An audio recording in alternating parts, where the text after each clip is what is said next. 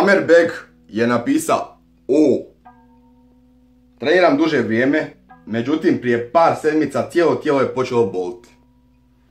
Pogotovo gornja leđa između lopatica. Može li neki savjet? Vi ostali, ako imate neka pitanja, napišite ih dole. Poklikajte ta zvonca, te kućeve, da biste znali kad izađe novi video. Video ovako Amer beže. Kad postoji bilo kakva bol ili bilo kakva povreda, tu je znak tijela da tu postoji neki problem, da si ti pretjerao s nečim ili da nemaš dovoljno nečega što je tijelu potrebno. I tu je signal koji ti tijelo daje, informacija da tu postoji neki problem. Naše tijelo funkcioniše kao baterija.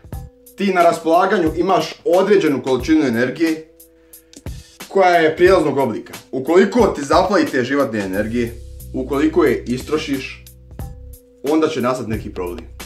Nastaće bolest, nastaće povreda, nastaće bol, nastaće slabo stanje cijelog organizma, nešto će nastati kao rezultat toga. Svi govore da je naše tijelo previše komplicirano, što je donekle istina.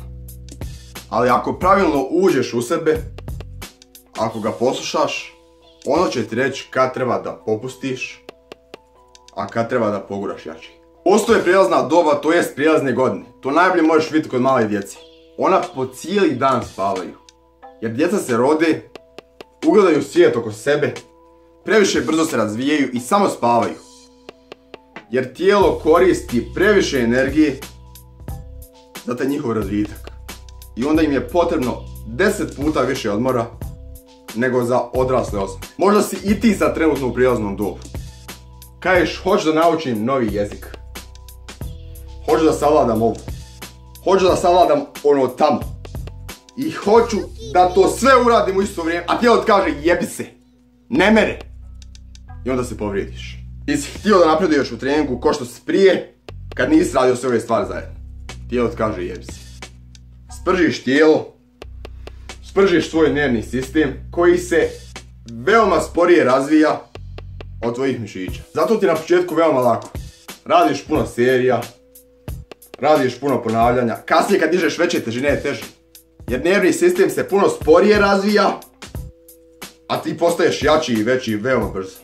I onda ga brže spržiš, brže potrošiš svoje tijelo. I kad učiš nešto, koristiš istu energiju kao kad igraš igrice, kao kad slušaš nastavnika u školi, kao kad trčiš, kao kad treniraš, kao kad izmišljaš nešto novo. To je sve izvor jedne energije koju ti raspoređuješ kako ti hoćeš. Nas su naučili da radimo milion malih stvari tokom dana u isto vrijeme za koje se koristi ista energija.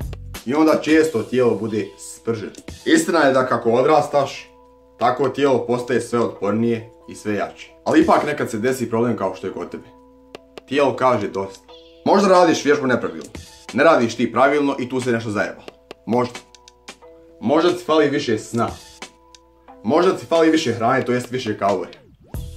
Možda ti fali više minerala ili vitamina. Možda radiš previše zajebancija u isto vrijeme. A možda ti fali neka osoba i previše sebe daješ misleći o tome. I manje sebe imaš za ovu drugu. Zanemari sve i sviju. Uzmi vremena za sebe. Dobro razmisli. Pronađi problem i riješi.